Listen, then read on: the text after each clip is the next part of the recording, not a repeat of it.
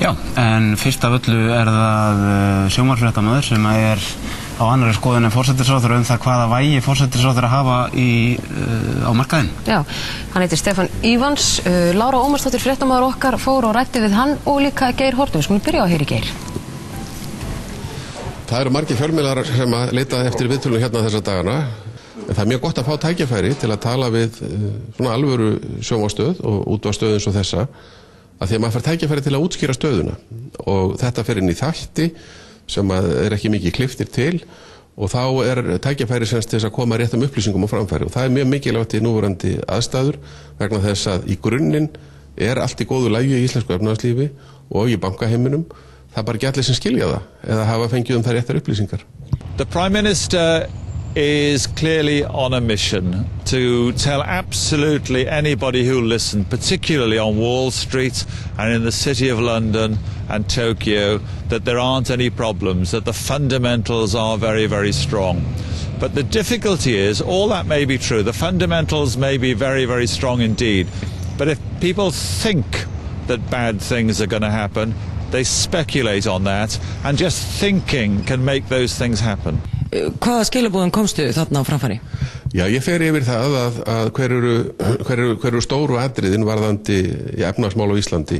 Skuldlaus ríkissjóður, fjármagnað, lífeyriskerfi sem að fullu fjármagnað, aldurssamsetning þjóðarinnar mjög hagstæð til lengri tíma, fjölmörg slík atriði, þó að við séum núna í augnablikinu með ákveðið ójafnvægi í makró þjóðarbúskapnum sem kallaður vegna þess að það meiri verðbólga við kærum okkur og það hefur verið viðskiptahalli. Hvort tveggja leitar nú meira jafnvægis. Við teljum að við fáum að vísu verðbólgukúf á næstunni en hann mun verða gengið niður í síðar hluta þessa árs og við gerum okkur vonur að ná verðbólgumarkmiðinu mitt næsta ár og viðskiptahallin á leiði miklu minni og mikla minna á jafnvægi. Hann gengur hratt niður, hallin sem þar hefur verið.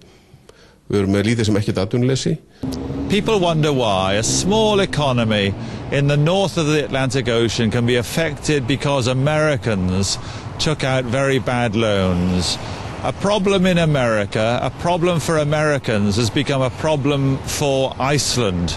And everybody wonders how on earth that could have happened and what the result of that will be.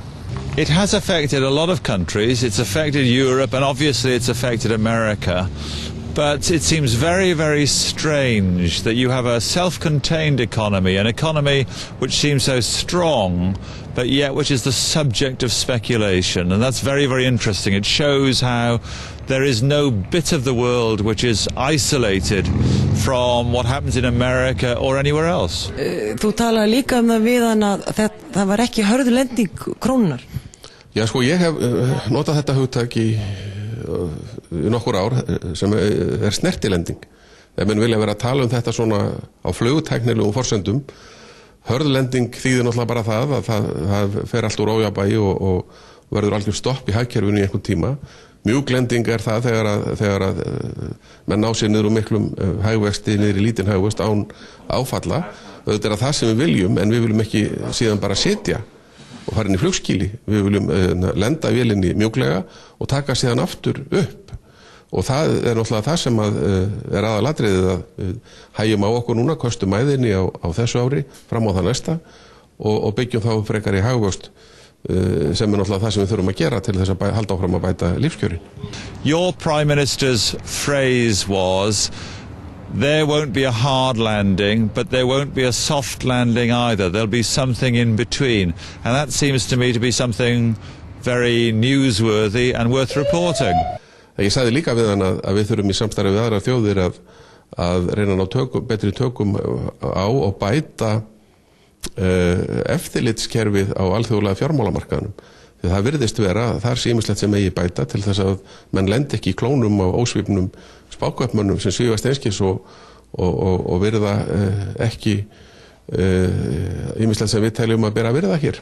Þannig að í rauninni það sem þú segja komum við fyrir að þetta geti gerst aftur. Já, en það gerum við náttúrulega ekki ein sem þjóð. Það verða miklu fleiri að taka höndum saman eins og fjármálaráðherra Bandaríkjanna hefur verið að benda á upp á síðkastið og reyndar margir fleiri. The phrase that's been used in the newspapers and the phrase which your politicians don't like is the country that's really a hedge fund. And I think a lot of people think that maybe the institutions got too clever, that they expanded too fast, and now maybe a bit of pain is on the way because of that. This economy has changed dramatically in the last 10 years, and I suppose people outside wonder if it changed a little bit too fast and didn't quite see the bump coming.